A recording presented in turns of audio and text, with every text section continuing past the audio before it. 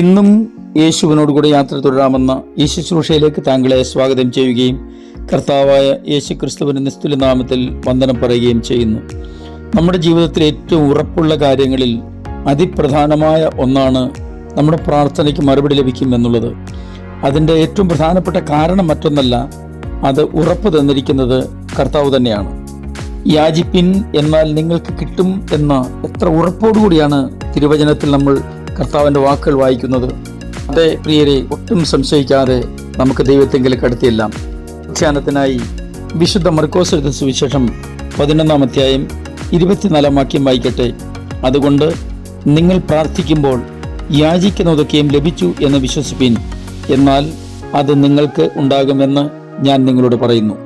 അധികാര സ്ഥാനങ്ങളിൽ ഇരിക്കുന്ന ആളുകൾ എന്തെങ്കിലും ഒരു കാര്യം പറഞ്ഞാൽ നമുക്ക് വിശ്വാസമുണ്ട്. കാരണം അവർക്ക് അധികാരമുണ്ട്, അവർക്കത് ചെയ്യാൻ കഴിയും. അതുകൊണ്ടാണ് അത് പറയുന്നത്. അത് സംഭവിക്കും, അല്ലെങ്കിൽ അത് ലഭിക്കുമെന്ന ഉറപ്പ് അങ്ങനെയാണ് നമ്മൾ പ്രാപിക്കുന്നത്.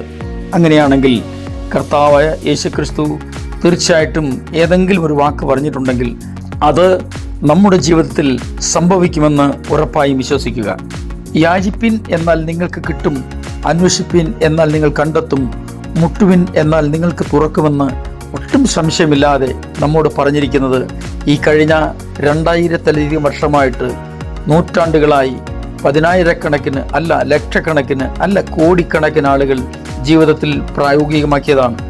കർത്താവിൻ്റെ ഈ വാക്കുകൾ വിശ്വസിച്ചിട്ട് ആരും ഇന്നുവരെ ലജ്ജിച്ചു പോയ ചരിത്രമില്ല. ഇന്നുള്ള നാടുകളിലും അങ്ങനെ തന്നെ ആയിരിക്കും എന്നുള്ളതിന് സംശയമില്ല എനിക്ക്. പ്രാർത്ഥനയ്ക്ക് ഉത്തരം ലഭിക്കുമെന്നത് നാം ആണ് ഏറ്റവും അതിൽ വിശ്വസിക്കേണ്ടത്. 7 വർഷങ്ങൾക്ക് മുമ്പ് നടന്ന ഒരു സംഭവം ഇങ്ങനെ ഞാൻ വായിപ്പാനിടയായി. ഒരിക്കൽ ഗ്രന്ഥകാരനും വേദാധ്യാപകനുമായിരുന്ന FB മേയർ കപ്പലിൽ യാത്ര ചെയ്യുകയായിരുന്നു. അദ്ദേഹത്തെ പരിചയമുള്ള കപ്പൽ മേധാവി ആ യാത്രക്കാർക്ക് വേണ്ടിയിട്ട് ഒരു ബൈബിൾ ക്ലാസ് എടുക്കുവാൻ അദ്ദേഹത്തോട് ആവശ്യപ്പെട്ടു. സന്തോഷത്തോടെ അദ്ദേഹം അത് സ്വീകരിക്കുകയും ആളുകളുടെ ഇടയിൽ വളരെ ഭംഗിയായി ദൈവത്തിന് വചനം അവരെ പഠിപ്പിക്കുകയും ചെയ്തു. അദ്ദേഹം പഠിപ്പിച്ച വിഷയം പ്രാർത്ഥനയ്ക്ക് ഉത്തരം നിശ്ചയമായും ലഭിക്കും എന്നുള്ളതായിരുന്നു. ആ കപ്പൽ യാത്രികരുടെ കൂട്ടത്തിൽ ഒരു നിരീശ്വരവാദി ഉണ്ടായിരുന്നു. അദ്ദേഹം പറഞ്ഞു, ഈ വാക്കുകൾ എനിക്ക് വിശ്വസിക്കാൻ കഴിയുന്നില്ല. ഇതേ കപ്പലിൽ അന്നേ ദിവസം മറ്റൊരു ഗ്രൂപ്പിന് വേണ്ടിയും ഇദ്ദേഹം ക്ലാസ് എടുത്തു. ഈ നിരീശ്വരവാദിയായ മനുഷ്യൻ വിചാരിച്ചു അതൊന്ന് കെട്ടുകളയാമെന്ന്. എൻ്റെ കൈവശമുണ്ടായിരുന്ന 2 ഓറഞ്ചുകളും പോക്കറ്റിൽ താൻ കരുതിയിരുന്നു. കപ്പൽ തട്ടിൽ കൂടി താൻ നടക്കുമ്പോൾ പ്രായാധിക്യമുള്ള ഒരു സ്ത്രീ ഇരുകരങ്ങളും മടിയിൽ നീട്ടിപ്പിടിച്ചു വെച്ചിട്ട് ഉറങ്ങുന്നു എന്ന് തനിക്ക് ബോധ്യപ്പെട്ടു. അവരുടെ നീട്ടിയ കരങ്ങളിൽ കൗതുകത്തോടെ ഒരു തമാശയ്ക്ക് വേണ്ടി തൻ്റെ കയ്യിലുണ്ടായിരുന്ന 2 ഓറഞ്ച് വെച്ചു കൊടുത്തിട്ടാണ് അദ്ദേഹം ക്ലാസ്സുകൾ കേൾക്കാൻ പോയത്. സമയം കഴിഞ്ഞ് അദ്ദേഹം തിരികെ വന്നപ്പോൾ ഈ പ്രായാധിക്യമുള്ള സ്ത്രീ വളരെ സന്തോഷത്തോടെ ഈ ഓറഞ്ച് തിന്നുകൊണ്ടിരിക്കുകയായിരുന്നു.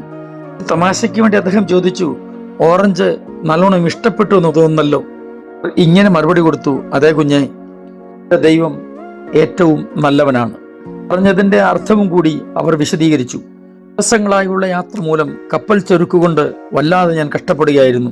ഞാൻ ദൈവത്തോട് പ്രാർത്ഥിച്ചു, കർത്താവെ, ഒരു ഓറഞ്ച് ലഭിച്ചിരുന്നെങ്കിൽ കൊള്ളായിരുന്നെന്ന്. ഒന്നല്ല 2 ഓറഞ്ചുകളാണ് ദൈവം എനിക്ക് നൽകിയത്. ഓറഞ്ചുകൾ താനാണ് കൊടുത്തതെന്ന് അദ്ദേഹത്തിന് ബോധ്യമുണ്ടായിരുന്നു എങ്കിൽ പോലും തനിക്ക് ഉത്തരം നിശ്ചയമാണെന്നുള്ള ഇന്നത്തെ ബൈബിൾ ക്ലാസ് ഇതോടെ ചേർത്ത് പഠിച്ചപ്പോൾ അദ്ദേഹത്തിന്റെ ഹൃദയത്തിൽ ബൈബിൾ ക്ലാസ് എടുത്തയാളുമായി കുറെ കൂടി ചങ്ങാത്തം കൂടുവാൻ ഒരു പ്രേരണയുണ്ടായി. അത് അങ്ങനെ തുടർന്ന് ഒടുവിൽ ഇദ്ദേഹവും വിശ്വാസത്തിന്റെ പാതയിലേക്ക് വന്നു. ബുദ്ധി കൊണ്ടോ യുക്തി കൊണ്ടോ പ്രാർത്ഥനയുടെ മറുപടിയെക്കുറിച്ച് ഒരു നിർവചനം എഴുതാൻ കഴിയില്ല. ശാസ്ത്രത്തിന്റെ പരിധിയിൽ പെടുത്തിയിട്ട് ഒരു ഗവേഷണം നടത്തി എന്തെങ്കിലും മറുപടി കിട്ടുമെന്ന് വിചാരിച്ചാൽ അതും സാധ്യമല്ല. ദൈവത്തിന്റെ പ്രവർത്തനങ്ങൾക്ക് പരിധിയോ പരിമിതിയോ കൽപ്പിക്കാൻ നമ്മൾ ആരാണ്? എഫെസോസുകാർക്ക് എഴുതിയ തന്റെ ലേഖനത്തിൽ അപ്പോസ്തലനായ പൗലോസ് പറയുന്നൊരു വാക്കുണ്ട്.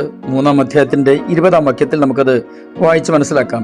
എന്നാൽ നാം ചോദിക്കുന്നതിലും നനയ്ക്കുന്നതിലും അത്യന്തം പരമായി ചെയ്യുവാൻ നമ്മിൽ വ്യാപരിക്കുന്ന ശക്തിയാൽ കഴിയുന്നവൻ. ഇങ്ങനെയാണ് സഭയിലും ക്രിസ്തുവേശുവിലും എന്നേക്കും തലമുറയായും മഹത്വമുണ്ടാകട്ടെ. ആമേൻ. അതെ, നമ്മിൽ പ്രവർത്തിക്കുന്ന ദൈവശക്തിയാൽ നാം ചോദിക്കുന്നതും അതിനപ്പുറവും തരുവാൻ ദൈവം വിശ്വസ്തൻ.